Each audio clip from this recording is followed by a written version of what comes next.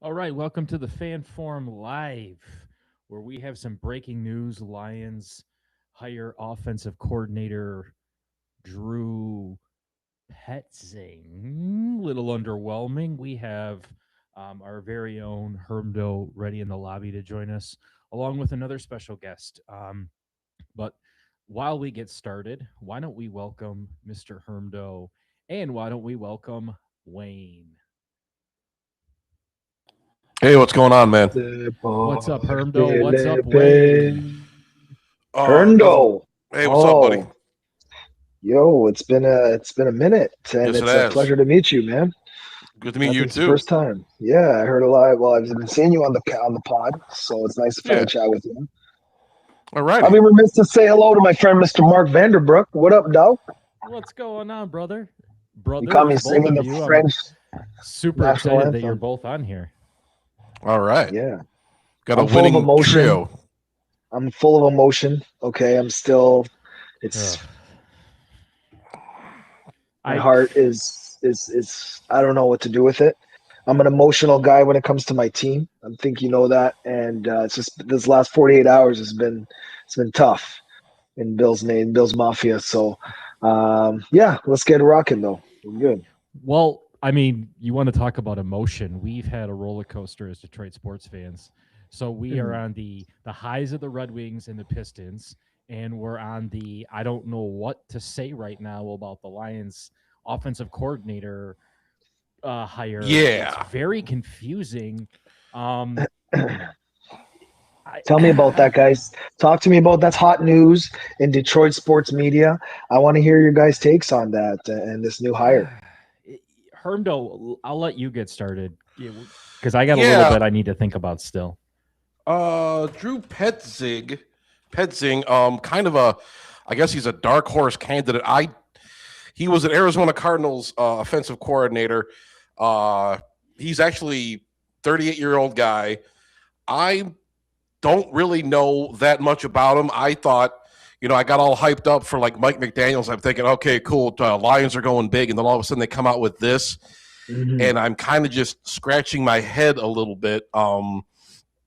I I know Arizona didn't really exactly have a great season last year. Some of their receivers did look pretty good. Kyler Murray was Kyler Murray, but I guess Campbell the offensive court interviewed Drew Petzing in the middle of last week. He was sold on Petzing's ability to do the job.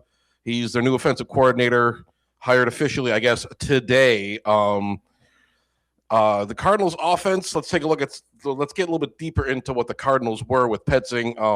They went three. They went 3-14, tied for the worst record in the NFL Uh, this season, but played much of it without quarterback Kyler Murray, running back James Conner, and receiver Marvin Harrison Jr. They finished 31st in the NFL in rushing, 93.1 yards per game, and 23rd in scoring, 20.9 points per game, after making strides in both categories under Petzing in 2024. That season, Arizona finished 7th in the NFL in rushing, 11th in total offense, and 12th in points scored.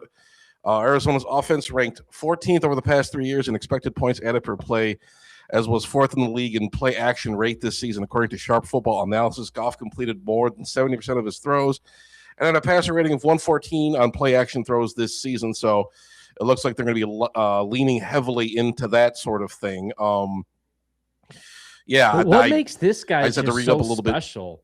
You know, I I took a look at his comparisons, and he has Mhm. comparisons to Ben Johnson, right? As far as a lot of yeah. his tendencies, but the one thing he does different Hmm. is he's very reserved, right? He uses a lot of tight ends. Yeah. He runs the ball. Which hopefully this speaks volumes for the way they're going to use Montgomery if he still sticks around. But what he doesn't do a lot of is use wide receivers, right, and the long ball, right. So the JMO, 89 yards. I mean, he's good for St. Brown, but I think St. Brown you can put him in any offense and the guy's going to succeed. Um, I'm just going to be really curious to see how he is when it comes to his culture. Like what vibe does he give off? Like you know what I mean? Because we didn't know shit Mhm. about Ben Johnson when we made Ben Johnson the OC. I can't say that I was the biggest oh my god, he's gonna do what he did, right? That was all a shock. So Yeah. So I mean, It's hard to my say. it is hard to say. My thing is obviously your guy Dan Campbell there. He interviewed this guy. He must have fell in love with him. Must have loved his vibe and his vision. That must have aligned. Because what's really the rush to sign this guy? No Yeah. one's ever heard of this guy until he just signed on the ink today, and it's like why hurry? And I thought they were supposed to be interviewing McDaniels and there's a few other guys that are coming off the making themselves available. It's like, what does this guy bring to the table that's makes it so urgent to sign him right away? And that's a good question because I think we all kind of expected the same thing here in Detroit, right? The season's not over. We haven't even picked who's going to the Super Bowl, even though kind of think we know now. But there's still time, Yeah. and I saw right after this move, the Packers are going to hire, or I'm sorry, the Miami Dolphins are going to hire the Packers DC. So it's not like OCs are getting ran off the table and all these names are getting picked up. There's still Cliff Kingsbury. There's still Mike McDaniel, who apparently they said they brought in but didn't think was a good fit. So real curious how that I broke could see down. that. Mike McDaniel's a Yeah. goof. He is a goof. He's a eccentric guy. I'll say that much. I think it'll be interesting to see him kind of integrate that offense in Detroit. But I've taken a look at some of this stuff about Drew. I keep forgetting his name. I got to keep looking up. Drew Petzing. I think we brought him up on stream before. I'm not sure, but we got some. I'm doing a little bit more of a deep dive on the guy, and apparently, as far as predictability goes, statistical analysis have noted formation tells in some seasons his offenses were over 75% likely to run when under center and over 70% likely to pass when in shotgun. He often prioritizes field position and safe plays like draws on third and long to help his defense, which can frustrate fans looking for more aggression.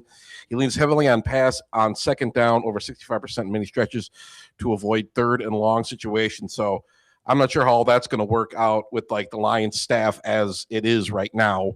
Kind of makes me scratch my head a little bit. I don't know if this it seems like something like if another team did this kind of thing, kind of hiring a guy without. I mean, I'm not saying he's a bad OC. I mean, Cardinals had some decent, numbers with him. They weren't, they were, pretty. They were all right with him, but it's just. Yeah. I don't know if I'd say this like a desperation move with the Lions. It was such a quick move, like we had the Well, McDaniels thing, and then all of a sudden, boom, Drew Petzing. So we brought this up in one of the streams. You're right, Hermdo, and I think we said, and his name got brought up in a pool of names where we said, okay, they could go in the decision where they bring in the guy that they feel has the resume right now and wants to prove himself for a head coaching opportunity. Right? We're not the yeah, team that's looking to bring in the guy that's going back to the offensive coordinator position. Right? We're looking to find our next Ben Johnson.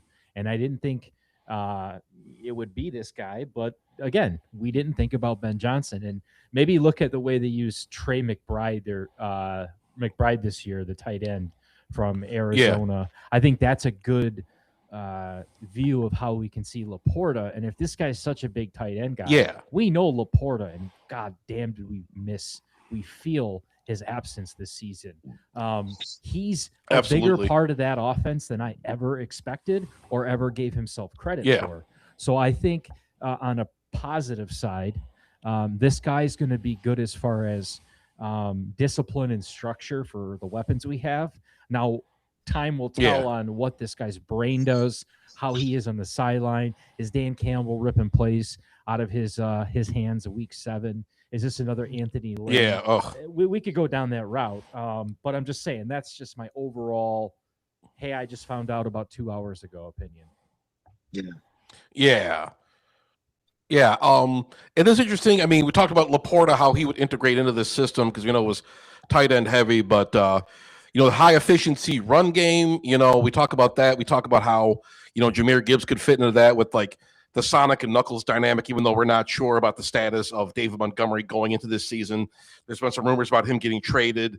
I don't know who else the Lions would bring in if they promote somebody. What's going on with that? But maybe this is Brad Holmes saying to Montgomery, hey, we're getting you a guy who what he does is run first, and We have you and Gibbs. Yeah. We're going to run the fucking ball. Don't worry. Sorry about Yeah. last year. I don't think anybody's happy with last year's play calling. Um, No. it was gross, and it was, you could tell the guy was doing it on the whim, right? It wasn't his main job. Yeah. I mean, So, like, yeah, No. Campbell had a couple good games and at that, but he's no play caller himself, right? He's got to focus on managing the parts and let the play callers do their thing. I have a take for you guys, man. I'm looking at Dan Campbell. This is his third OC, and I think he's going into his sixth season, maybe his fifth or sixth season. I don't even know. This should be his Yeah. last year of his contract too. So, is Dan Campbell on the hot seat if this doesn't work out again from an OC standpoint? Hermdo, you want to take that? Honestly, talking about hot seats, and we're thinking, I don't think he's like, I'll just say his seat's getting kind of warm. I got to believe in some level. And we talked a lot, I'm a big simp for Dan Campbell and Brad Holmes. But, like we talked about on the stream last time, it seems like these guys are kind of believing their own hype a little bit too much. They're kind of huffing their own farts a little bit. And they kind of think that they've already made it and they don't have to make any kind of serious, changes to the team. But it's just like right now, it's a pivotal moment right now. And if they strike out again, like if Brad Holmes can't, really revamp his free agent strategy, or if he kind of strikes out in the draft again, if the things could get pretty hot. I mean, right now, there's a lot of people. I know we talked to, Doctor and the Do. Shout out if those guys are in the chat, but they're pretty much going after Brad Holmes. I think they're being kind of unfair, but this is kind of a do or die offseason for Brad Holmes and Dan Campbell. And if this kind of move, I can kind of see where they're heading with it because with like the play action with Goff, the run game, the tight end usage, I can see Lions definitely have the staff for that. That's kind of complements the Lions kind of play, but still, it's not a splashy name, but I don't know, it's still kind of a question mark kind of move for me. And I'm just kind of wondering what's going on. Of course, if we have like the number 1 ranked offense this season, I guess we'll shut up, but it's kind of leaves me scratching my head. I'll just say that. Well, no, but Holmes needs to be on the hot seat. Yep. You said I summoned him. Just like Beetlejuice, you brought him from the depths of negativity. He's still upset that his Bears were knocked out of the playoffs like the way they were. But fair question to ask. Honestly, it really is.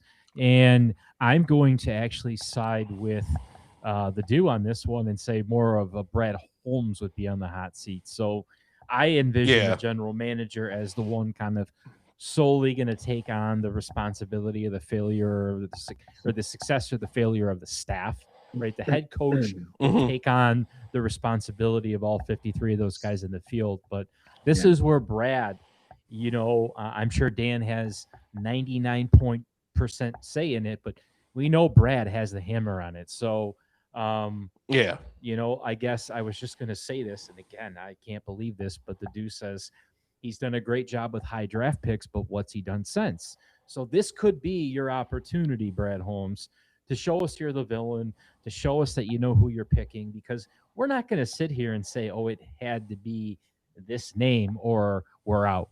I think even Mike Valeni was quick to jump onto Twitter and say, or jump onto social media and say, y'all need to calm down. So I think I'm really glad to see how about this? I'm really glad to see this wasn't a internal hire. I for some reason was really nervous that was the route they were going to go down, and that's the one I didn't want them to go. Okay. No, definitely not. It's. Oh, go ahead if you had something to say, Wayne. I was just agreeing with Mark. Okay. Yeah. Oh, okay. Let me just ramble on incoherently for a little while. But yeah, I know I'm kind of non-committal sometimes. I'm like, oh, I don't want to say that they're on the hot seat. But at the same time, it's just, it does. It's a word that's hard to say when the season's not over and you're trying to be nice, Hermdo, and I can respect that. Yeah, I'm trying to be nice. I'm too nice of a freaking guy. I'm a real sweetheart. But the thing is, it's just we can't really. We got to start. I think the honeymoon phase for Brad Holmes and Dan Campbell is over, and people are Lions fans are getting a little impatient, and I gotta say, it's time for these guys to put up or shut up. Now you're at a stage where you had a disappointing season. There's a lot of real questions about this team, and people, now it's put up or shut up time. And if we have another mediocre season, I think that there's some questions. I think I'll just say this. I'll say this, and I know the dude will probably want to hear this. If we fall flat on our faces again next season, I think Brad Holmes and Dan Campbell will be on the hot seat. Mm-hmm. I think it'll be time because we're about like 5-6 years into this project.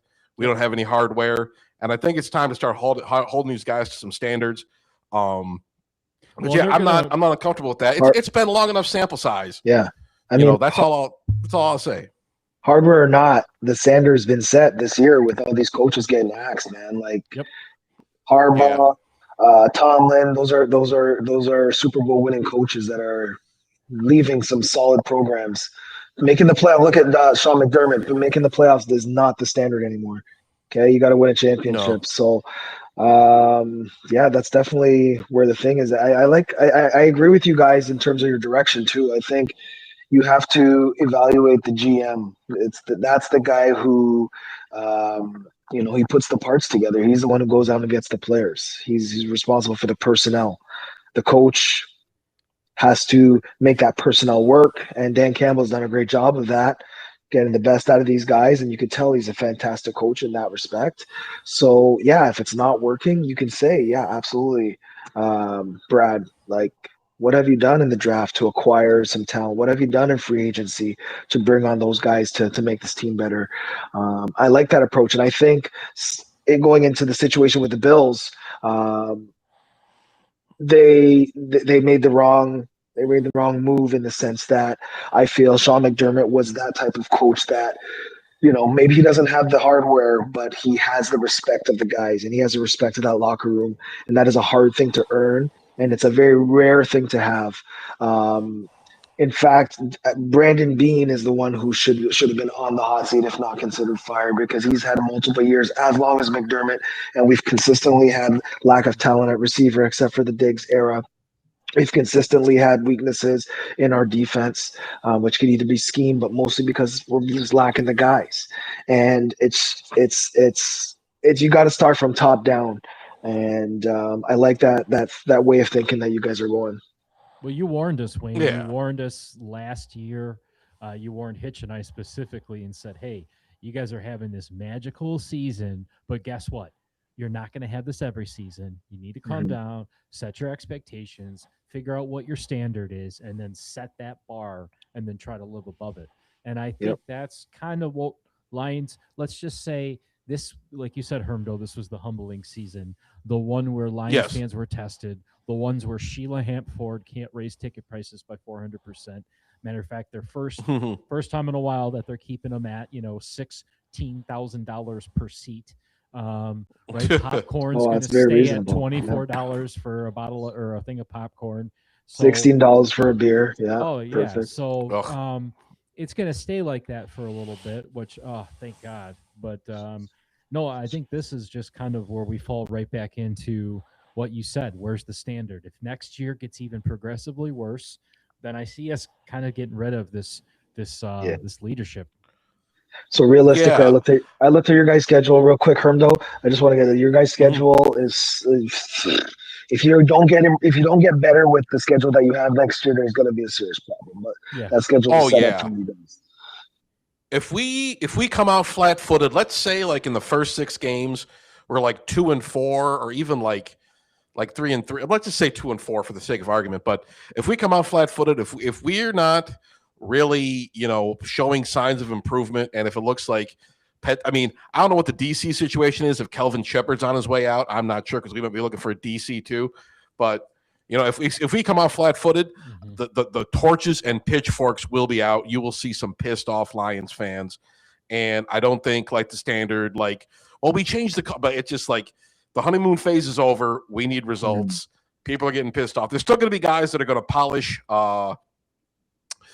Brad Holmes no matter what, but there's always going to be those guys, they're ride or die people, but still, we're at a new level now. We're at a new level. We talked about it before. I've repeated myself over and over again, but it's just like the expectations are higher now. We demand better as Lions fans. We're not just like, oh, well, they had a couple winning seasons. Hooray. But now it's like, okay, We got to get Yeah. that ring, man. We need that fucking ring. Pardon my Well, French, that's what but it is.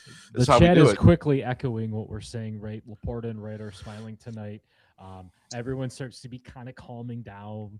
And then MCDC's probably on the hot seat. So this is literally, I was gonna say, here it comes. The season the do was proven right. Will be forever known as the season we all want to forget, because I can't have this guy being right every year. No, It's no. just gross. I don't want to listen to that crap anymore. I want. Yeah, But see- yeah, That- I had my pitchfork out since 2024. Oh, chill, dude, See, chill. and that's where I'm not gonna. I can't even. There's no pitchfork out since 2024, because guess what?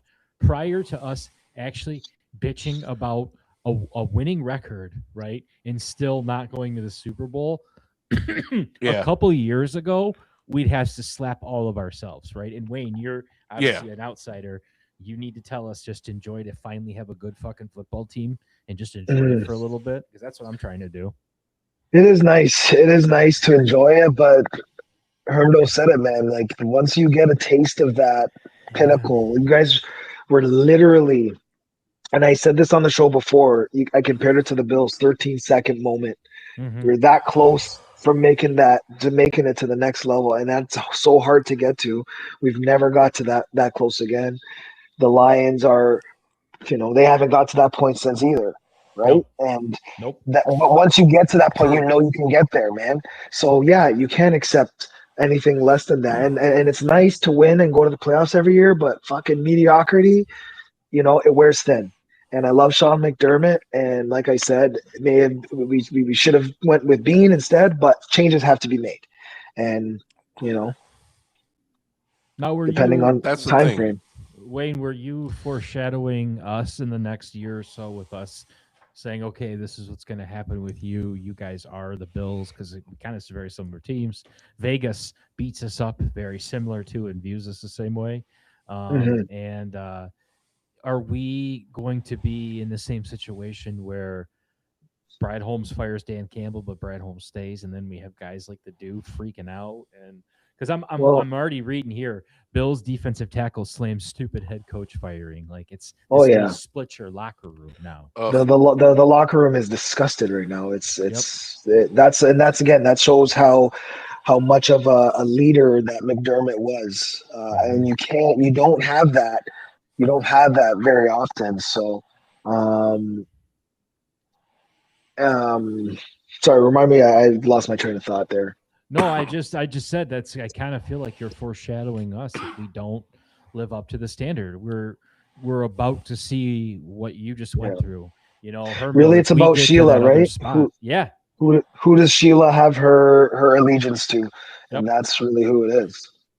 Yeah, well, one thing you gotta keep in mind, Dan Campbell was hired before Brad Holmes, and that might affect things as well. Brad, they might be kind of seen as linked a bit. I don't know. Dan Campbell might have kind of an outsized say in things. Maybe he has a little bit more influence in what's going on than people think. Maybe he should shoulder more of the blame. I don't know. But I don't got my pitchforks out just yet. Lions can hire all the slugs they want for OC, never replace Johnson though. Oh, hush. But yeah, so that's definitely a factor, as far as that's concerned, as far as like the coaching thing is concerned. But would it be a thing would they fire Brad Holmes and keep Dan Campbell around? Is he that important to the culture? I'm just talking shit, but it's just that's all something we're doing to right keep now. in mind, because it's kind of a different dimension there with the Lions. It's a little bit different setup. Would they let Brad Holmes? They love Dan Campbell so much. He's such a game changer. Is the GM more expendable than the coach? I don't know. But, would they trust Brad Holmes to bring in another guy? Because, with GMs, it's true of every league, every single league. The GMs maybe get one or two coaching hires, one or two chances to prove a coach works, maybe three if they're really ingrained with the team or if they're really tight with ownership. But, if something happens, I just can't think of who else would, carry the torch, really. Dan Campbell's kind of the face of the new Lions rebuild, and he's ingrained so much in our culture. He's in these Applebee's commercials Grit. eating hot wings with CJ Stroud. Yeah, the grit thing.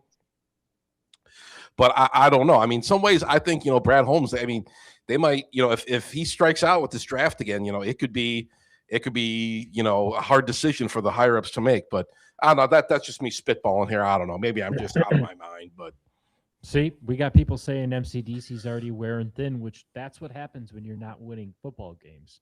People start yeah, going, you know what? It's not that cute anymore, right?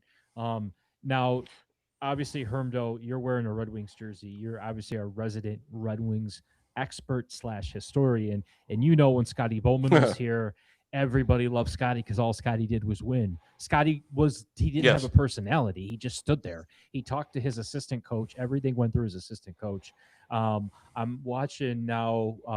Brett Hall has this awesome podcast, and he talks about coming to Detroit and how Scotty was just like the weird guy, and he would just start in the middle of an intense game going, "Hey, who's sitting in my seats?" But the guy just won, right? Bill Belichick for yeah, years was just incredibly winning all the time. No personality. Didn't have to snap yeah, or bite kneecaps. He didn't have to. He wasn't in an Applebee's commercial. He just was winning Super Bowls. So, yeah, Dan yeah. Campbell's been great for the city of Detroit, the resurgence of the Lions. But at the end of the day, we want winning football. The bar's been set high. Yeah. I don't know. Bring back That's Jim the Caldwell. thing. I'll say this. Now, I'm sure Wayne knows, the Buffalo Bills for a long time, they were kind of an afterthought in the league. And I'm not saying that to cut anybody, No. because the Lions, they were hot garbage for 60 years. I can't talk shit. But, the Buffalo Bills have a winning culture there with Josh Allen, with the core they have. And, Sean McDermott was kind of the face of that. And he's gone, unfortunately. But the same thing with like the Ravens. John Harbaugh was such a big part of that culture, for the longest time. Him under Joe Flacco winning that Super Bowl with Ray Lewis and everything and all that crazy stuff. And then with Lamar, coming in around 2018, getting drafted, and we saw he was with that team for 17 years. They cut him. I say, looking at the way, I mean, Mike Tomlin leaving Pittsburgh, but I don't think. Judging by those standards, it's just these are teams with winning cultures. These are teams that are considered elite. They're at the top of the standings pretty much every year, but they still cut their coaches. They still cut their coaches. And I think by those standards, Dan Campbell isn't any safer than those guys. So I'm thinking the patience can, we can run out of patience with Dan Campbell. We love the guy, the kneecap stuff. We love him wearing that goofy helmet at that press conference or whatever. We love his Applebee's commercials. We love the grit and everything like that. We love his morning coffee pictures on Facebook. But if he's not delivering, then he's not safe. It's just that simple. That's just the nature of the game. So don't fall in love with anybody. Yeah, that's all I'm saying. That's all I'm saying. And I love Dan Campbell. I polish the guy's brass, but maybe that's a bad way to put it. But it's just you're still, if you don't deliver, your ass is gone. If John Harbaugh got cut, your ass is gone too, Danny, and you haven't won nearly as much as John Harbaugh has. No offense, but okay.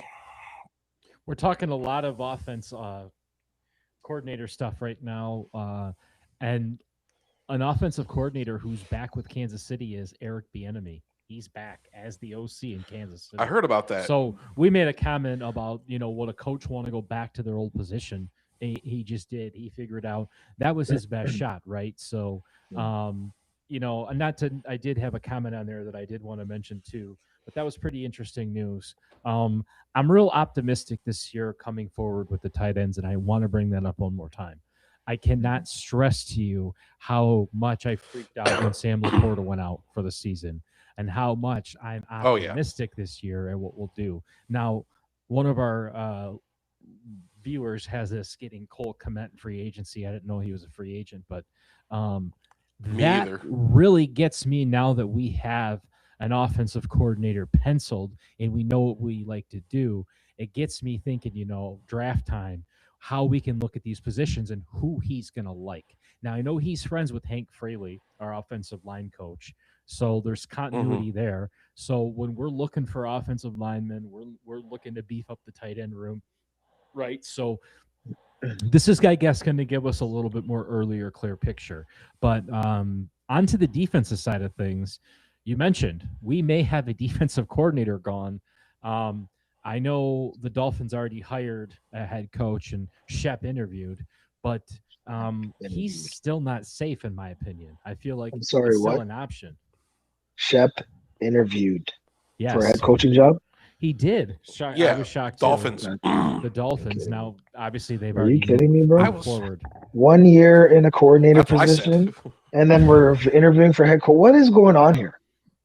I I, thought we'd I shit can him It's a first. legion of do whom? we It's a not? legion of whom? Oh my golly! Like okay, like he had a really good year, and it's not any Well, disrespect to Kelvin Shepard. It's more the it's more the experience. It's more like head coaching jobs aren't just like run of the mill things, man. You're in charge of managing men and leading teams, and I think you need to put a little bit more on your resume than's been put on. But he's also a former player, I suppose. So again, I'm not on that film level. I think it's crazy that after 1 year you can start throwing your name out to those opportunities. well, and you wonder too, is it just a Rooney Rule situation, which the dude brought up? But I feel like that's a real reach. There's a lot of opportunities for a lot of different coaches now to hire. Back in the early 2000s, that was harder to figure out. But Yeah, um, I don't know. To me, it just seemed like, okay, it was somebody just giving him an opportunity to say, hey, why don't you get good at interviewing and polish up your skills? Because, yeah, there's nothing on tape. potentially. Wayne, you're a lot Right. nicer than I am. I thought he had a decent season. I don't think he had a great season. Given the tools he had and the injuries, thought did a decent job, but it Right. wasn't anything mind blowing. I mean, you got Aiden Hutchinson to have a great season. Wow, congratulations! Any of us could have done that. I was more disappointed with what he couldn't get out of the other guys. Now it seemed like he was kind of good at calling dudes out, and maybe that's from the former player perspective. But as far as adjusting his schemes in the middle of games, I wasn't Yeah. too impressed. And that's what I mean, right? That's with experience, with having to prove yourself over like 1 year is Yeah. fine, but like 2 3 years now you have a system. Now you're consistent. Okay, now you have a track record. Now let's talk about what you could do for my defensive scheme here for the team you're about to coach. So I don't know, man. I've anytime I seen the Lions, it was they seemed like their defense was flying around the field and they're making plays. Jack Campbell's an all pro. Is that what I saw? First team all pro. He is. He is. Yes, Which sir. deservingly. Thought he coached So him up fair. great. Absolutely. Honestly, but I didn't even know he had that kind of a season. Like, I just saw that. All you hear about the Detroit defense is Hutch, Kirby Joseph, and Anzalone's name gets popped in every now and again. Aquadine Muhammad because he got a cool name, but you don't hear really, but hear about those guys who just do the work all the time. I didn't realize Campbell had a season like that. He did, and I think it was very obviously outshined by the injuries in the secondary that really kind of took the story away. But Mhm. he, in my opinion, and nothing against Anzalone, we love Anzalone, but his contract demands probably won't meet his output. Mhm. And it's nice that he had that captain mentality, but I think we've got that at other players now. Jack Campbell showed that he is the next, and I'm not saying he's going to be like total Chris Spielman, but he has that vibe. He can bring that to the position, to the team. He can be a big name linebacker that is a leader. And with Derek Barnes, I think that's awesome. And yeah, we didn't get to see the linebackers really get their credit because all they kept talking about was how banged up the secondary was. The Legion of Whom, and I hated all those fucking names, right? But to me, it really is going to come down to free agency this year. And I hate to bring this due bell again, but um, I'm done with Marcus Davenport. I'm done Oh with Oh yeah, these yeah. 1 year prove get it him out of Yeah. deals there. that are injury prone. I can't. I have zero. Like the rope is this long for Brad Holmes' free agency strategy this year. I Yeah. think that's where he's got to just do better, man. I hate to sound corny, but just do better. Do you guys know what your cap Yeah. situation's like? Mm, I don't know off the top of my head, but I'm assuming a little controllable. And like, who's the big names that you got to pay this? Because we all know Brad likes to pay his guys. Does. So who's Yes, he getting that? does. Who's getting who the Okay. guys? There's gonna be two or three guys that are looking to get extensions this offseason, So I at think the least. first thing we'll start with is and Laporta, I think's one of them. is the cap cut casualties, right? Because this Cole Komet keeps coming up, and now it's in my head, and I like where your head's at. I'm super on this tight end bandwagon. You mentioned Laporta needs to get paid. We've paid pretty much everybody but him and JMO. Yeah. So let's see. From a cap hit standpoint, we have, I think one of according your to this safeties. 26 financial summary, we've got minus 5 million in cap space, 4 million in dead cap space, and we're eighth in total cap. So it's like you're gonna see guys getting ripped. And I'm gonna tell you right now, the first people that you're gonna pick up are your DJ Reeds. Right. I mean, he has a high number of 15 million that you're Mhm. hitting, or I'm sorry, $18 million cap hit. So, and then if Taylor Decker retires, okay, so that Mm. right there, Yeah. he retires, that frees up money that I think we all see coming. I don't know, call me crazy. And after Ragnar last year, Hmm. we should be shocked if he does retire and have a plan, please. So I actually think we do a decent job in managing our cap. I don't know, for the I think most part. so. Yeah. I can't complain too much, really. I mean, with the contracts we got on the table, we got the guys we need locked up. I mean, I think he's done a good job with the cap. I'll say that much. I mean, whatever other flaws Brad Holmes might have to his strategy, I think the cap is.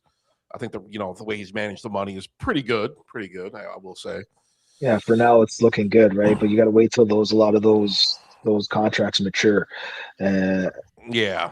and then you're going to be paying four or five guys like 60% of what the cap space. It's going to make that roster look a little different. So right now, because all that money's pushed down the road, and that's why I said earlier, or I said before, your window is based on your financial position.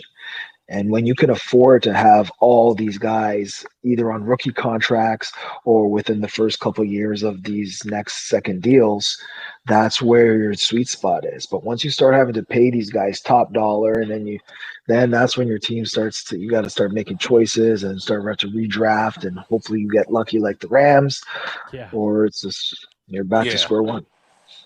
Well, it looks like Yeah. you've We're got going to have to rely on some restructuring. Oh, sorry. no. That's Go ahead, exactly Mark. where I was headed. Um, Yeah, and yeah, we're going to have to. Goff says he's going to restructure. I mean, St. Brown says he may too as well. But that's something we're going to have to count on. I mean, right now because things are going to get tight. I mean, you're right, Wayne. Absolutely, you're gonna, we're going to be seeing the JMO extension. He had a good I year. don't He had a hate good that. year. He was no. I'm not going to come down too hard on that. But uh, some people are still kind of worried about JMO and some of his activities outside the field, but um yeah, Well, I your think your I think main what we're names gonna right now is oh, go ahead. Laporta and Branch Hermdo. Those are your Yeah. two names that you got to lock up that are going to be free agents in Yes. 27. So if you want to keep the band together at least till 2029, which is what you've got St. Brown locked up to, is same thing with Goff. Excuse me. Mm-hmm. Those are two names that you're going to have to shore up is Brian Branch It, and Sam Laporta, and those are easy to Campbell's lock in up. there too, Absolutely. no? Campbell should be in there too, no? Uh, Absolutely. you're right, Jack Campbell. He's 28, so yeah, you'd have to lock him up prior to that 2029 window closing, which would be sad, right? So, um, Yeah. but yeah, you're right. They do have options to pick up two on Gibbs, and let's be honest, in the NFL, man, um, cap space is kind of just funny money, right? Like, Yeah. you really want to talk about funny money in cap space? We could get onto the MLB. Actually, shout out right now to Hermdo. He did a video, guys, on Tarek Skubal that was about 9 minutes long. That's got about 2.5 thousand views. It's surpassed Right. any video that's ever been done on this little channel that we started. Um, Yeah. Yeah, it's that's like dope. almost 100 comments. So Hermdo, you're killing it, brother. Yeah, I appreciate that. People, I was thinking about this. It's one of those things I think about because I love being angry. I love being angry about my sports teams and politics, mostly my sports teams. And when I think about Chris Ilitch lowballing Tarek Skubal with $19 million, now keep in mind, David Price's arbitration money back in 2014 was $19.75 million. We offered Tarek Skubal back to back Cy Young winner Tarek Skubal less money than we paid David Price 12 goddamn years ago. Disrespect. And Chris, Total disrespect. yes, that's a slap in the face. And the thing, and I'm a big fan of Chris Ilitch. His line of logic was, Skubal made about $10 million last year, and he said, "Oh, he'll be happy with an extra $9 million. That's all we have to pay him. That's all we have to pay the best pitcher in the American League." I mean, it's just this lowball shit. It's like boomer grandpa kind of shit, thinking an extra 25 cents on your birthday is going to buy you a new freaking radio flyer or some shit. I don't fucking know, but it's absolutely asinine. This is not a way. It just shows me that the Tigers, I'm sorry, I bleed for the Tigers. I love the Tigers. This is not an organization that's committed to win. You have to lock up Tarek Skubal. You have to make that deal. Otherwise, the Tigers are just all the positive momentum you've built up for the last couple of seasons is out the goddamn window. If you're not playing with the big boys, and I know Detroit's one of those markets. I think it's a good market, but you're not in LA. You're not a Boston. You can't bring in those. You're not playing with house money like when Ilitch, Mr. Mike Ilitch was around, where he was throwing out God knows how much money to Prince Fielder and Miguel Cabrera and shit like that. You're playing it, you got a small payroll. You're the 18th biggest payroll in the league. But the thing is, if you want to compete, you got to pay the big goddamn dollars. You got to be a big boy franchise, pull up your big boy pants. And I know MLB needs a salary cap. You're going to get a salary cap because these fucking deals that the LA Dodgers are turning right now, it's absolutely insane. The Dodgers are going to force a work stoppage probably in 2027. We're going to have an MLB salary cap. It's absolutely disgusting. I say, but the Tigers, there's so much going on. I'm emotional right now. You have to forgive me, but Wayne, the Tigers. You just went through it, buddy, you got to be with your Blue Jays. Yeah, with the Blue Jays. Yep. So Yep. I mean, we're lucky that I was just gonna say they spend money, man. It's more it's people don't want to play in Canada. That's the limiting factor for us. Mm-hmm. But we're owned by Rogers, which is one of the communications corporations up here, and these guys got deep pockets, man. So we're tossing money every year. Soto, Shohei, we pay these guys to come, but so we don't necessarily have that thing to deal with when it comes to you guys. But it's hard, man. You've lost out to LA, though. I know you have. And as a team that's committed to winning, you tried to get Shohei Ohtani there. You tried to offer him a bag. Obviously, how are you going to compete with How are you going to compete with Los Angeles? How are you going to compete with the city of Los Angeles, the lore of Los Angeles Dodgers?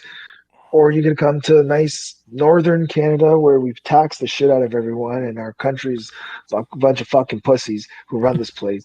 And I don't even know what's going on anymore. Like, which place are you going to choose, man? No, you're right. You're right. And that factors in a bit, like a bunch, like obviously winning and stuff. But I think at the end of the day, it's the money part. Like people don't want to pay taxes. We don't want to get taxed out their ass living in Canada. That's the hard part that we have to deal with.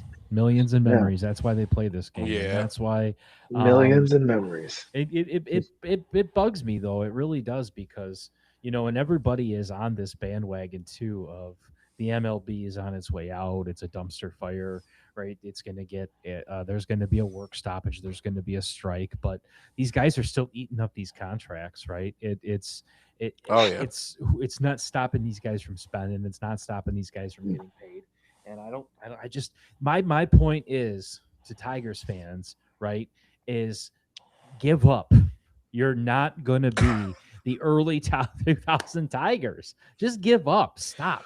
We don't have Miguel Cabrera. We don't have Justin Verlander. Crying out loud, Justin Verlander doesn't even want to have a reunion tour, and he's in his 40s to get paid $12 million on a 1-year deal here. He's like, I'll stay in California.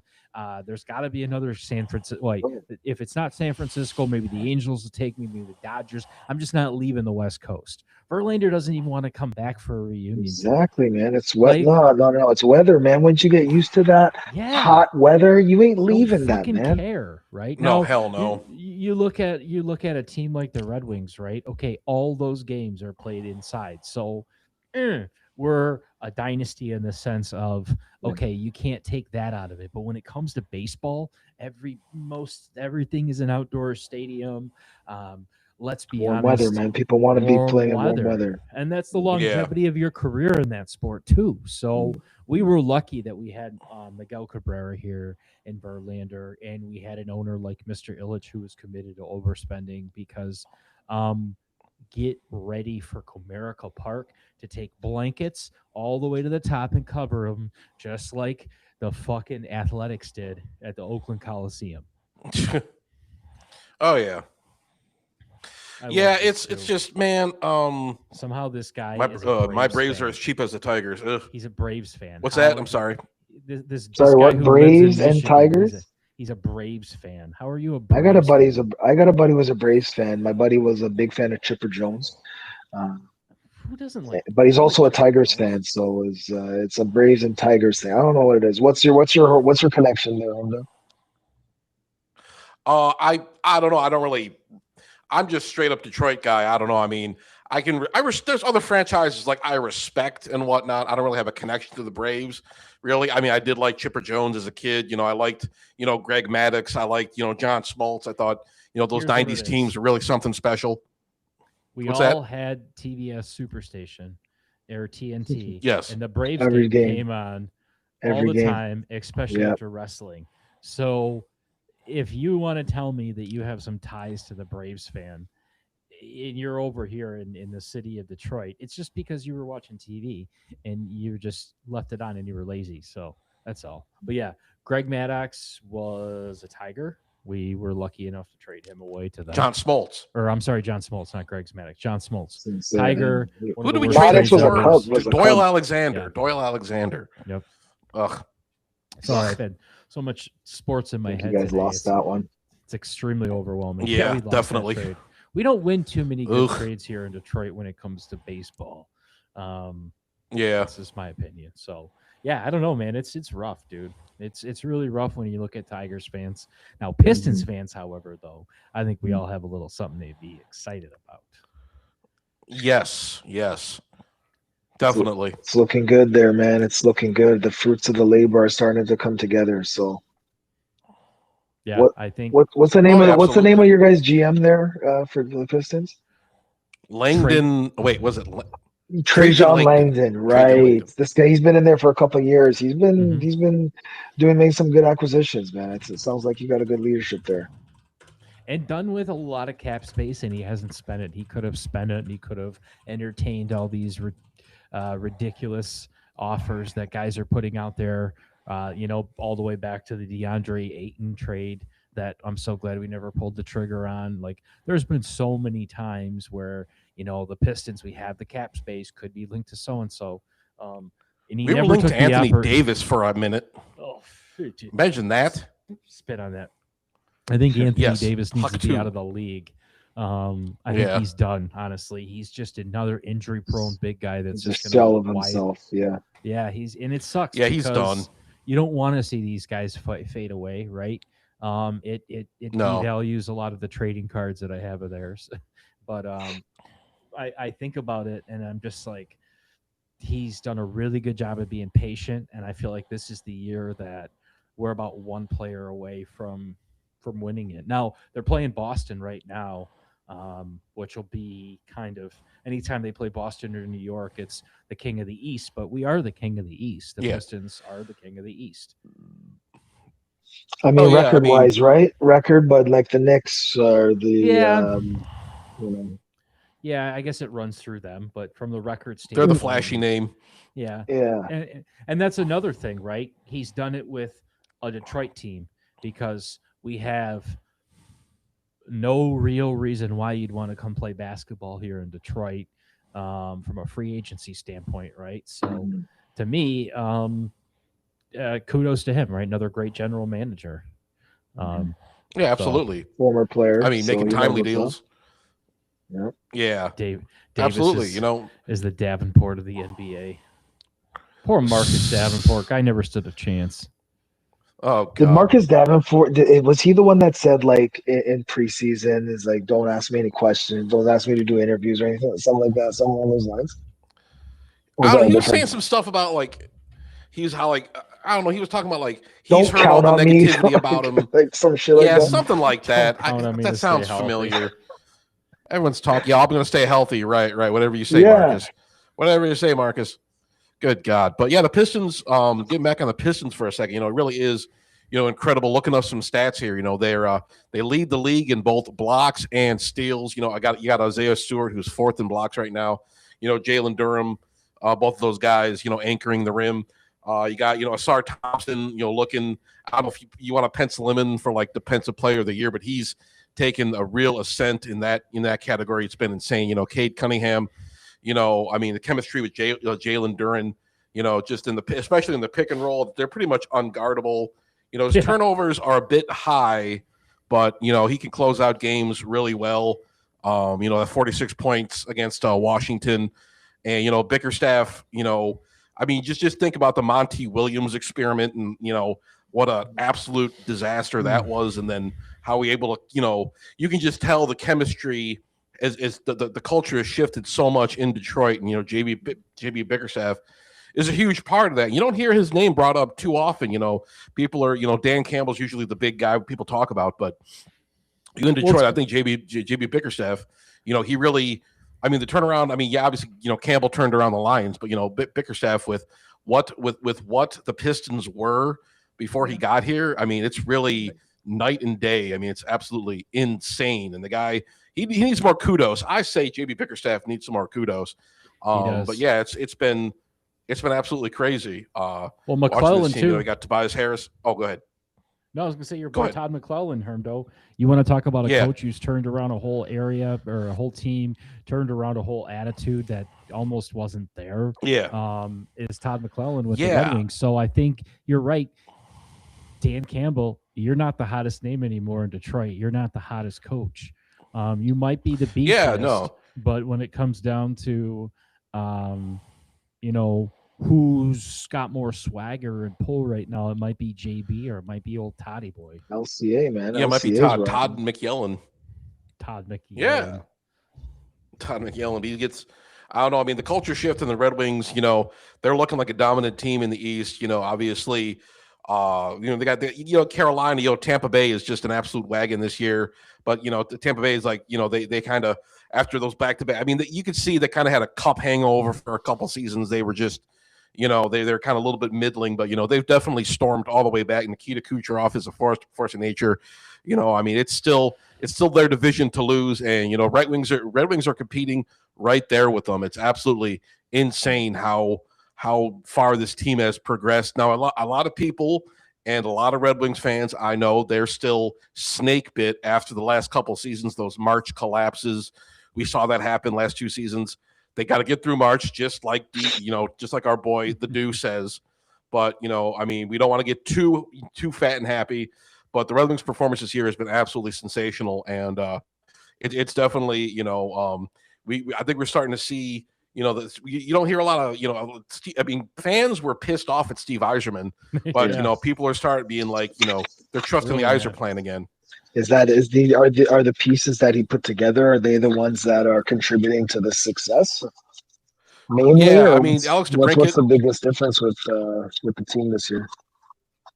I think, the addition of a lot of the young guys, Axel Sandin Pelika, Nate Danielson, a lot of the young guys coming up, a lot of the rookies, Emmett Finney, 200th overall pick. Now, these guys don't always show up on the score sheet. They're doing good for rookies. Emmett Finney, he goes through long stretches where he's not scoring much. Same thing with Marco Casper, where he just scored his first goal in like 34 games or something. But it happens. These guys get hot and cold. But the new the dimensions they bring, the defense, the forechecking, the passing, a lot of the intangibles. I love saying that word, but there's a lot, there's a lot of other factors in the hockey games, a lot of little things they do that really contribute to the game. You could tell these kids, they're being coached up well. There's good veteran leadership with Patrick Kane and Dylan Larkin. You could see guys like Alex DeBrincat really carrying the load, Lucas Raymond and Moritz Seider taking that next step. Moritz Seider could be a Norris winner this year. Lucas Raymond leading the team in points. I think he's tied in points with Alex DeBrincat, but those guys have been, on a 90-point pace this year. Alex DeBrincat looks like he's going to score over 40 goals.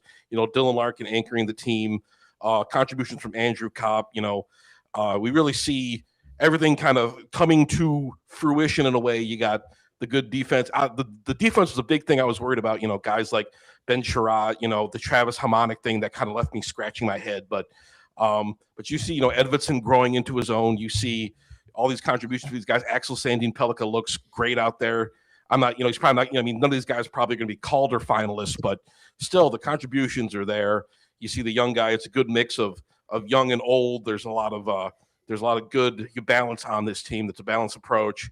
And Todd McClellan, he brings a new dimension to the team chemistry. And I think the results speak for themselves. But yeah. Would you call him London Chop House over Dan Campbell as Applebee's? Yes. Why not? Hell yeah. Prime and Popper. That would be probably. Who's that? That would be JB, because he is prime and he is proper.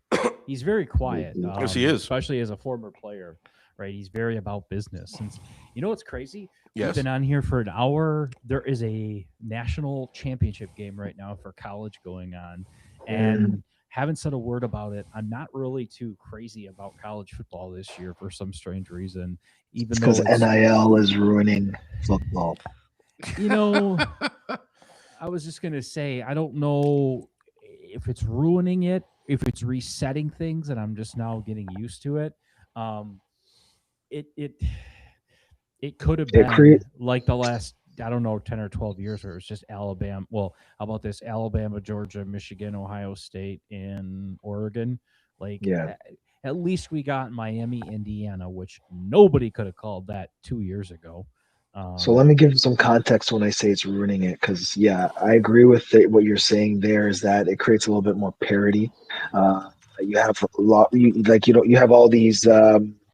What do they call, the old school, all the teams I used to be in that you just mentioned, that's kind of gone. But the part that I don't like is that it just makes it so easy for these kids to there's no working through the ranks to go through your training camps and earn your spots. You don't earn anything. You just get paid and you go and you get.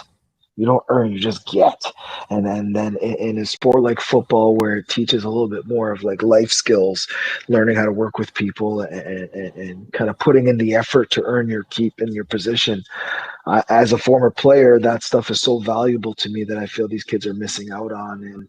And I love to see them getting rewarded for their play. I think they deserve that.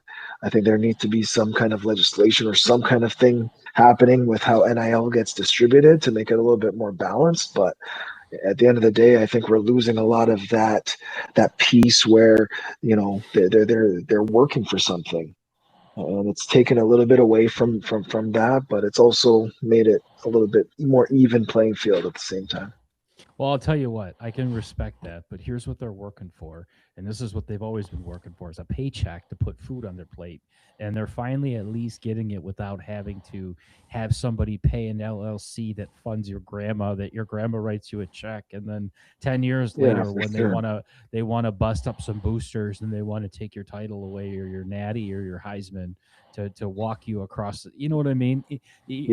That's why I'm saying I want to see how things settle down, how the money spreads out, because go ahead, keep going in these transfer portals, but over time you'll get burned out on that. That's kind of the hot new thing for some of these guys to do. On the same token, look at Lane Kiffin, right? You're committed to that school, and then he takes off for LSU. You're like, what the hell? Where's the punishment for him? Ole Miss is still on the hook for paying him all his millions of guaranteed money, while these kids get a free education, and he goes to LSU. And it just, to me, it just doesn't make sense. So I know we're not arguing NIL in that sense, but at least it levels the fields. We'll figure out the rest later. Maybe that's the American way. I don't know. It's going to have to be because these kids are going to get paid millions of dollars when they're 19, 20. They're not going to work. They're not going to. Well, I mean, I'm just being very potentially pessimistic, but this is what my interpretation and expectation is going to be based on this. Who get when someone hands you 10 to 15 million dollars when you're 20 years old, what kind of ambition does that give you to work any bit from 20 to 30 or until that money's spent?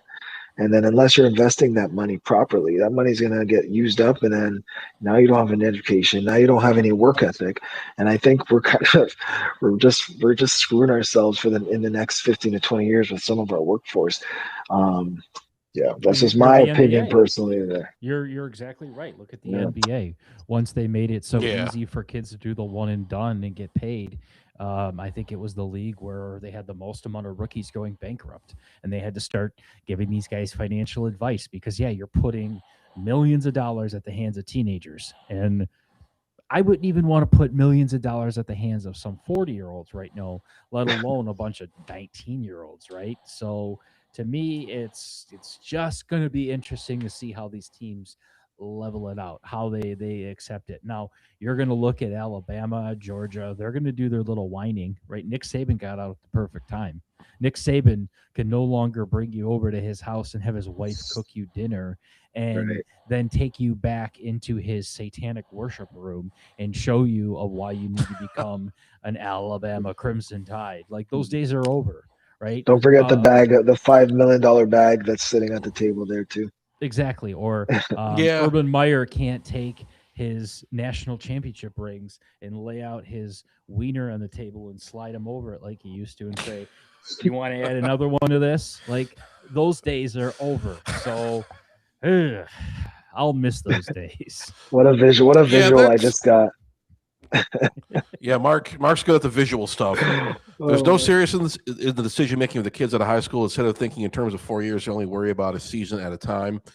That makes that's a factor in it too. But I want to take off on something you said, Mark, where a lot of the legacy stuff now, a lot of these colleges build themselves on like legacy. I'm a Michigan fan, so that's what I hear a lot about the Yep. culture of Michigan, about what Michigan means to like the college football landscape, about Michigan's achievements and whatnot, just the school. But now, it's essentially like you said, it just doesn't mean much of anything anymore because hey, Indiana's going to give me $5 million to be the all-star tight end or whatever.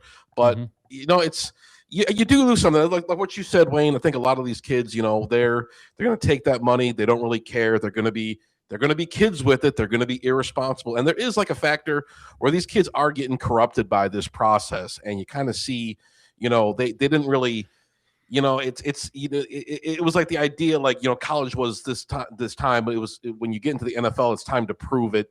Now they have like nothing to prove because they already got paid. yep. And it's kind of just I think it kind of does add kind of a shitty aspect to the whole process. And you got like a lot of egomaniacal kids. We paid the Michigan quarterback, Devin what the hell was that? Oh, Bryce fuck, I Underwood. forgot his Bryce Underwood. Jesus, I want to say You under almost said something. Devin I'm Gardner. sorry. You almost went that far back. I almost said Devin Gardner. God damn it. My bad. But you had him paying 50, they paid him what, $50 million a year of Larry Ellison money.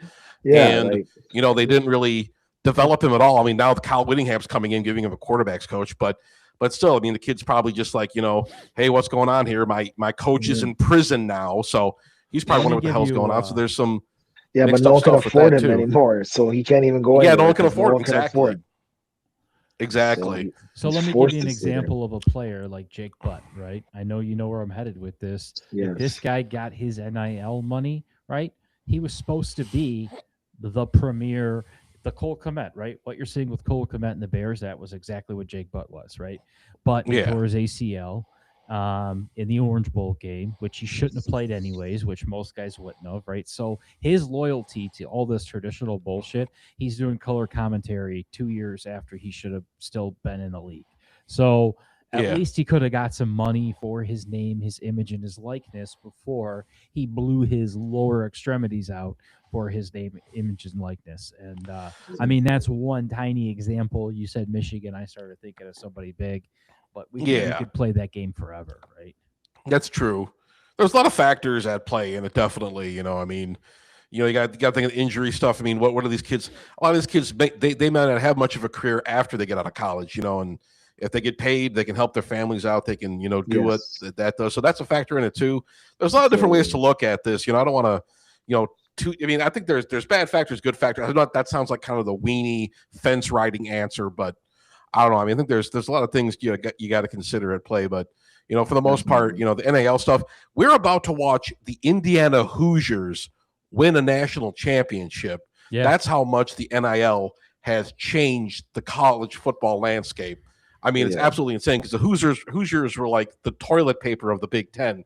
It's just, I mean, now we see the game is evolving. You have the Hurricanes in there too. I bet, people they've are been super excited irrelevant since about the early 2000s. Yeah, exactly. But things the times they are changing. It's one of those things, and we talked about all these other sports, kind of change. Talked about the changes in baseball, changes in basketball, and things are evolving. And I'm an old guy. I'm 40 years old. I'm an old man. I'm ready for retirement. But I mean, just the way I was used to things. I remember watching sports in the 90s, and the culture is just in the last 30 years, it's changed so insanely. Oh, we got a Pistons update here. Got to do a Pistons update. You mentioned it. Yes, and sir. I'm thinking to myself, a change. We're beating the Celtics right now. And the last time we played in Boston, we beat Boston. So we're playing Boston at home right now, and we're still up. Granted, it's the second. We've seen these leads diminish in a minute and a half, or they go on a 12-point run. But from the way I see, things are looking at. Now let's look at these stats, obviously, because this is going to be the telltale sign with how the Pistons are playing. But Kate's still having a rough start to 7 points. But you got Tobias Harris and Jalen Duran kind of leading things with 11. And then, you got to give credit to credit due with this bench, man. Beef Stew coming off the bench with 8, only shooting 3-pointers. He put up 31 a couple games ago. So, this is fun. And then my boy Ron Holland over here, I'm big on him. I'm really, really digging Ron Holland. So I think he's going to have pretty nice little career that he's already starting off with. So don't get too comfortable with him, man. That's a dangling trade piece right there. I've heard his name brought up in several conversations. That's why I had to bring him up, because I'm now more convinced I'd keep him over Jaden Ivey, and I'm a big Jaden Ivey fan. Well, yeah, it's both of those guys. Either one of them. You can't keep both, right? One of them with Tobias Harris. No, you can't. Something exactly. And I'm okay. I'm okay with Tobias Harris's contract going and his age, and then I'm okay with Jaden Ivey leaving too. So if that gets me, someone who can put up 20 points a game, I'm happy with that. So obviously the hot name right now is MPJ. Is that a trade that would that move the needle for you guys? And with that, thinking of the setup of the Pistons currently, do you think he would fit in? I do. I think if he's going to continue to shoot the way he's shooting, I really do. He's not somebody who garnishes all the attention. He's not a mouthy player. He's played on quietly dominant teams like Denver before. He knows how to play a role.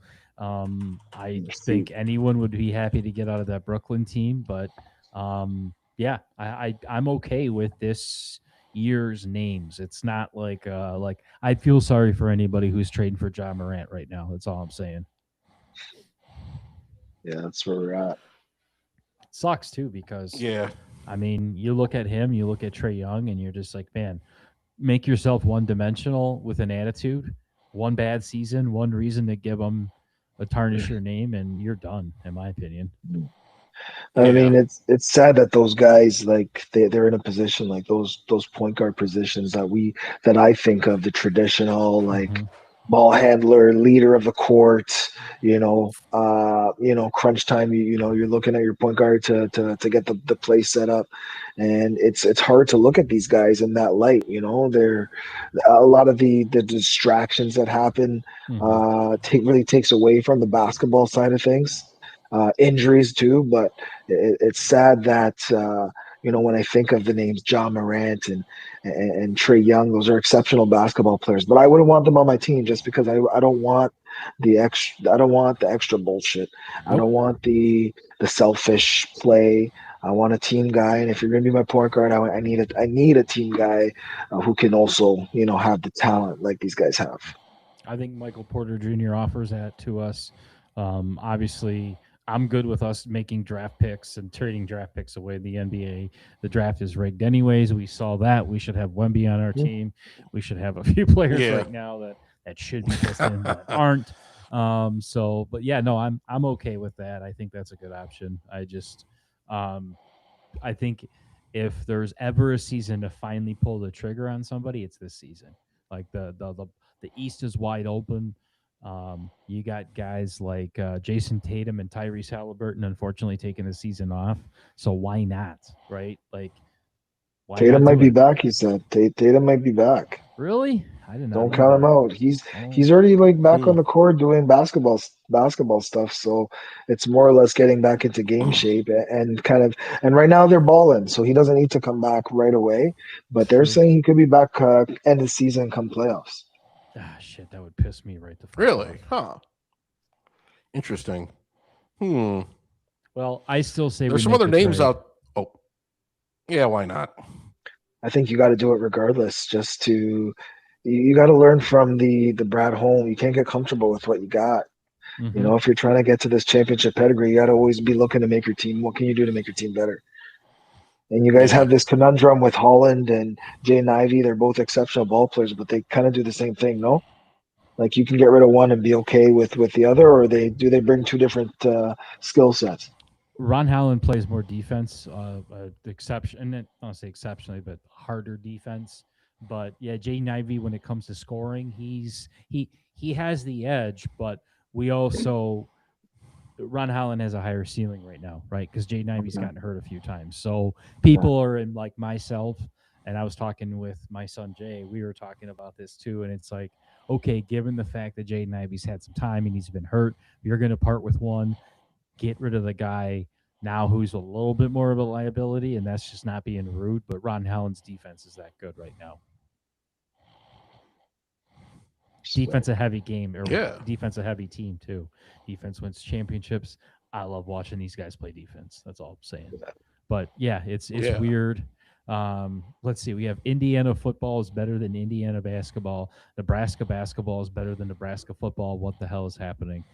It's true. It's crazy. Like you said, it's just a weird world of sports we're living in right now. I mean, Yeah. I don't know. It's definitely a transition. Definitely a transition in traditional norms that we're familiar with. I feel like the old guy growing up. Oh, when I was back in my day, Mhm. everything's changing, Oh right? yeah. I wonder if people when we were in our 20s were saying the same thing when they're like everything's changing with these rules and all these instant replay. Look at this goddamn instant replay.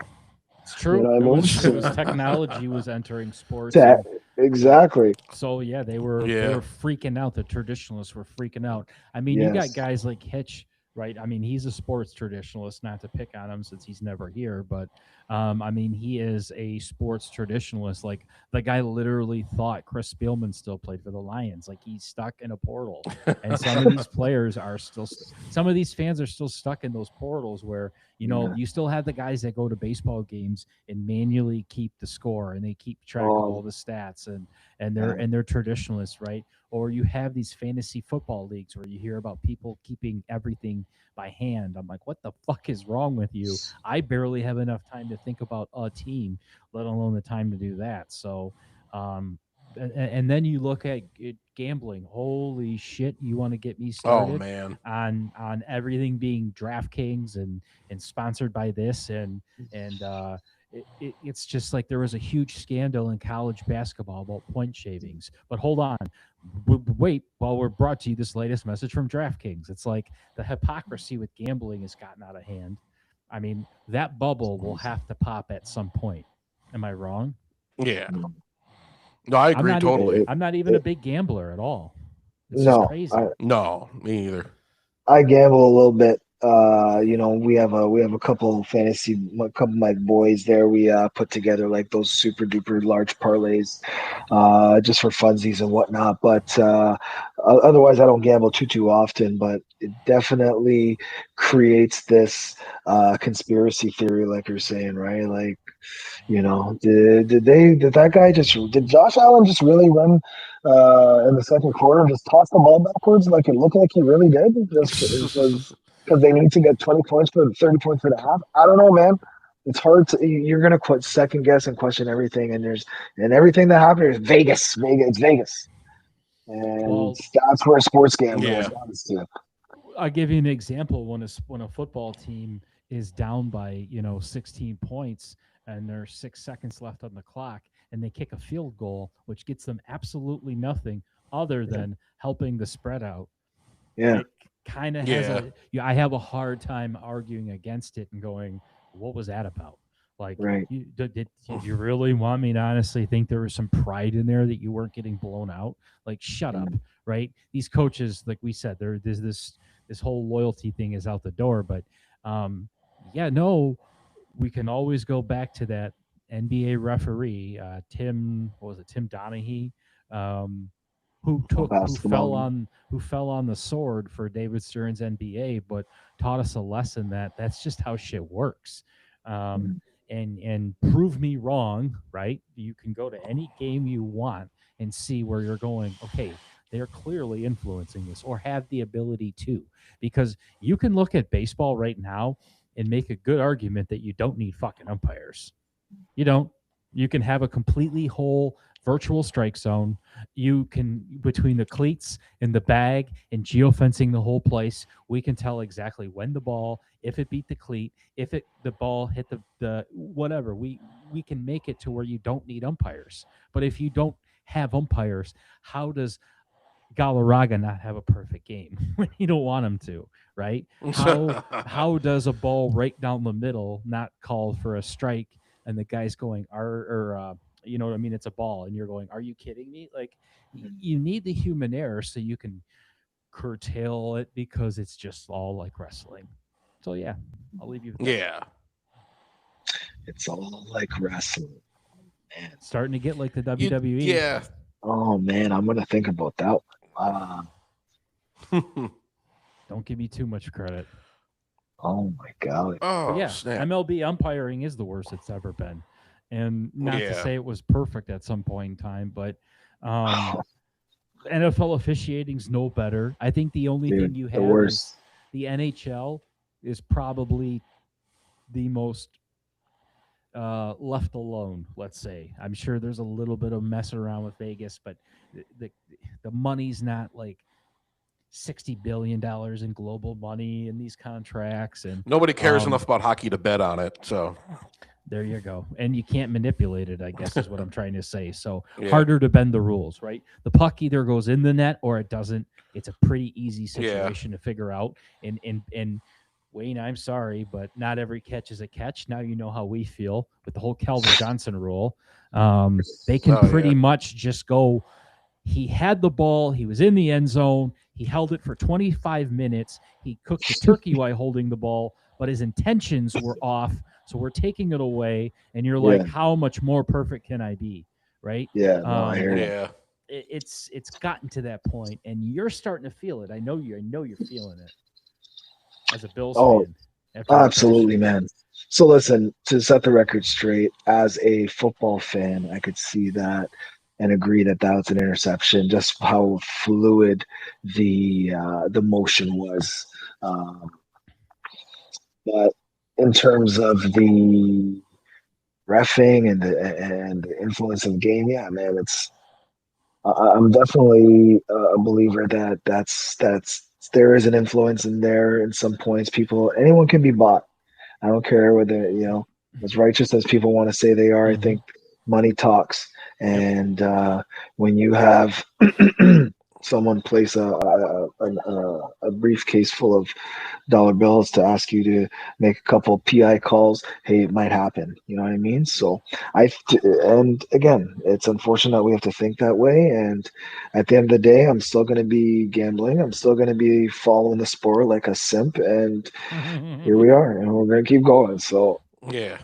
until the Netflix documentary comes out on Roger Goodell and how he fucking was in bed with all these bookies in Vegas, and they figured out the NFL had all these players sign NDAs, and then it's just like wrestling. I'm waiting for that one. Well, Yeah. I think Arian Foster's already been saying that on a podcast. Now, do we want to listen to him? I'm not entirely sure, but according to him, there is a script. Oh, the fucking script didn't work this year because it said the Bills are going to the Super Bowl. That was not true. I know. That was There's some stuff that comes out, every once in a while. There's some stuff that comes out. Like I remember when Aaron Rodgers, his first game for the Jets, and he broke his, or he damaged his ACL, tore his ACL in that first game on that turf, and there were some people that alleged it was So people were saying that they predicted that, like that was something that Vegas, or that was something that was supposed to happen. It was like some organized thing that it was supposed to tank the Jets' chances that year. I mean, that kind of set the standard for like Aaron Rodgers' tenure in the Jets. But there's every once in a while stuff comes up. I follow some of that stuff on Twitter, and every once in a while people are just, there's something going on. I mean, you got a lot of conspiracy stuff mixed in, and I mean, conspiracies are fun, but I can only suspend my disbelief for so long. But there's a lot of speculation about this kind of stuff, and a lot of people making accusations. And some days, just as a casual observer, I'm not saying I have like any special insight in this kind of stuff, but you really got to wonder sometimes, like you brought up, Mark, you see like some guys kicking a field goal in garbage time or something, and it's just like, what the hell is actually going on here? And just some of this stuff, I'm not going to say I'm like some great sports analyst, but sometimes I'm just like, what the fuck was that? But well, if you want to really, I don't know. You really want to get weird about the NFL? Charles Goodell, father of Roger Goodell, right?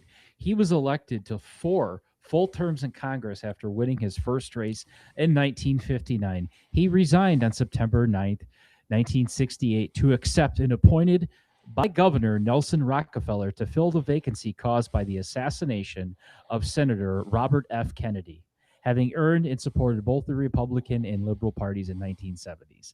So there you go. He had an interest in RFK being murdered. Now that's Roger Goodell's father. Boom. Conspiracy confirmed. Yep. So what's the CIA connection? That's what I want to know. Well, there you go. So give me about a couple days, and I'm going to tie you back to the Mossad or the CIA. But when the Rockefeller family is appointing the Goodell family has a lineage, and let's just say you don't become the premier liaison of the NFL to the rest of the globalists by accident, right?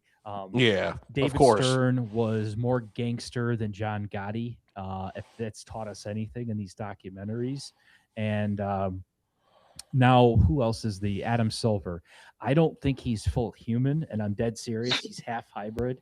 So I think he's got some tall gray powers along with human powers, because you can't tell me that the NBA is even any better under him. Like, it's worse. Like Adam Silver's an awful commissioner, dude. Yeah, he's changed. He stinks. He's revamped the game, tweaked it too much to be an offensive show, and there's no defense, there's no effort, and it's players basically run the league, is what I'll say. Players run the league. And well, shit. Okay. Well, guys, listen. We've covered offensive coordinators. We've covered the Illuminati. We've covered everything possible tonight. Of course. You guys, anything else you want to talk about before we wrap up this lovely show? I'm about to go Betty bye, so I'm good. I'll let Wayne have it. I was gonna say, man, I appreciate you having me back on. It's been a minute. I mean, the timing could have been worse, but it was good to be able to talk about sports and vent. So appreciate you. Hermdo, it was nice to finally connect with you and vibe with you. Yeah, So, absolutely. keep doing what you're doing out there, man. That's good stuff. Yes, sir. I wasn't laughing at you. I just saw that message in there saying fire Dan Campbell. I'm just thinking that's pretty funny. I just had to laugh at that. But I yeah, thought some that'd be a people are nice just way to end angry. it. Yeah, I figured that would get my blood pressure up a little bit, but that definitely worked. But yeah, I had a good time. It was good to meet you, Wayne. I enjoyed streaming with you today, sir. And You know, I thought we covered some good topics. I thought it was a good show. I thought we'll have Mhm. plenty of clippable material for all our fans on YouTube. But I got more stuff coming. Subscribe to Hermdo if you haven't already. I don't really cover sports on my channel. It's mostly just a bunch of ill-informed rambling about bullshit, but you might enjoy it. I don't know. I got some old stuff on there you might like, but yeah, that's all going to do it for me, Mark. Thanks for having me on, of course, and well, let's wrap her up. Perfect, like you said. You guys, I appreciate you coming on. Hermdo, you're the man. You've done wonders for this channel. I can't tell you how much I love it and appreciate you, sir. Wayne, thanks for coming back on. You are welcome on anytime, every time, whenever you want. You know, you have the link. This excites me now that we are talking way more than just football, Lions football. We're going to get all over the place, including into the Goodell and their CIA ties. So, yes, please like Yes. and subscribe. Hermdo's channel, the fan forum. Tell all your friends. Buy the gear. It makes us no money, but I think it's a pretty cool stuff. Go on the Fourth Wall website. Tell everybody about it. And hey, if you don't want to yell at anyone else, you can at least come on here and yell at us. Peace. Yes. who else?